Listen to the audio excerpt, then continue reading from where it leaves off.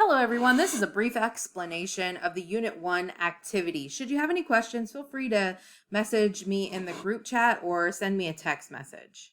So the first thing I want you to do is go ahead and pull up the assignment. You can find it on As You Learn under Unit 1, and I'll go back so that you can see the same area that I'm looking at. If you go down to Unit 1 Material, Foundations, and you scroll down to, maybe you scroll down.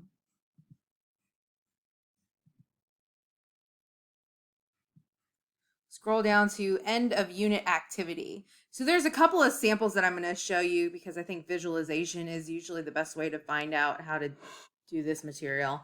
But I'm going to walk you through the instructions. But before I do, this is where you'll upload your activity, and that can be a link to your activity. Like if you do it on an infographic and you aren't able to download it, you can just shoot me the link in that upload as well.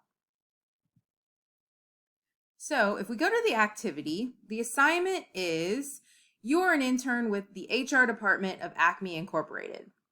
They're reviewing their employee benefits package in the next few months and want to assess a modern day interest in employee benefits.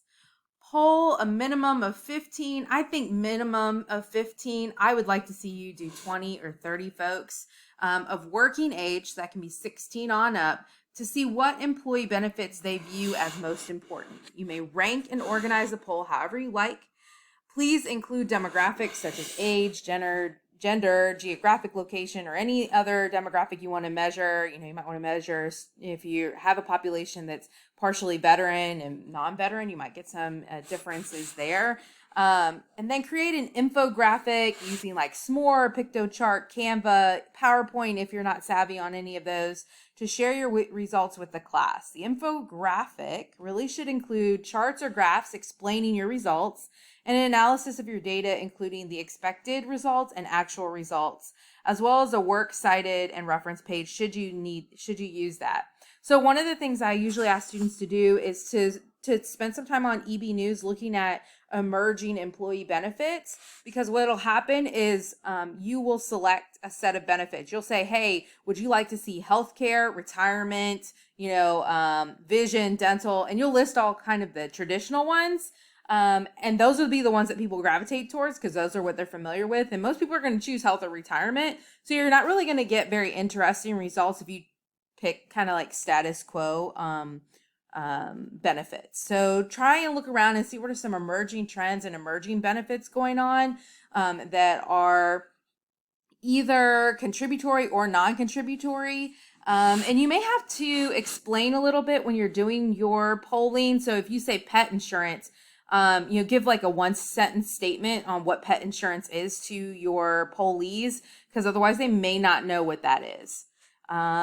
And so this is going to be graded on completion and quality, and it's going to be due the night before the Unit 1 quiz. So please check your calendar to see when it's due, and I'm going to show you a couple of examples here next.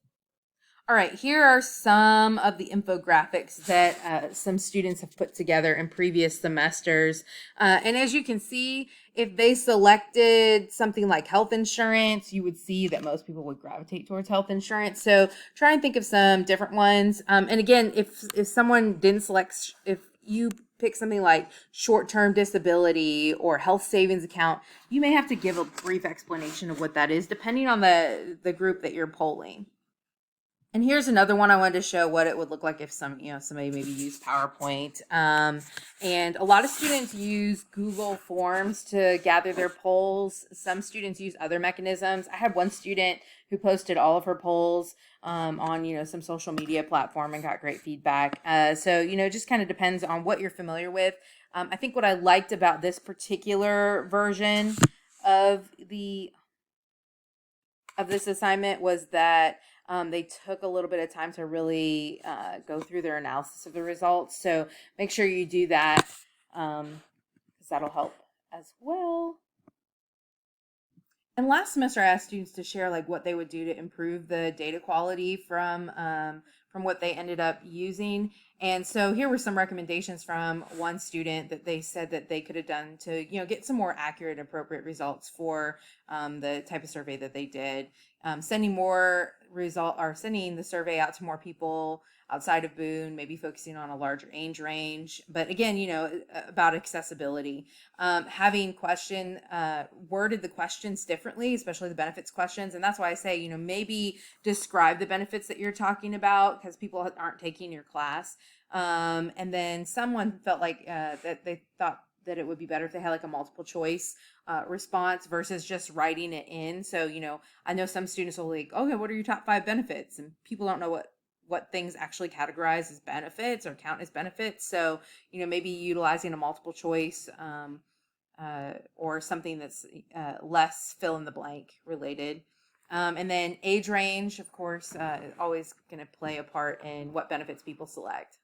I'm going to show you this one just because I really like the graphics that this individual was able to use to demonstrate their visual or to demonstrate the results.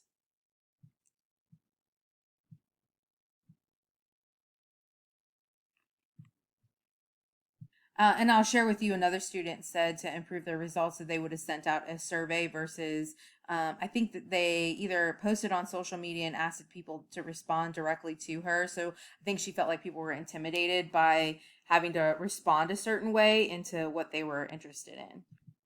All right, and this is Dason. Dason wants to say hi to everyone. Can you say hi? Bye. All right, Tom, have a good day. Have a good day. Bye-bye. Have a good day, y'all.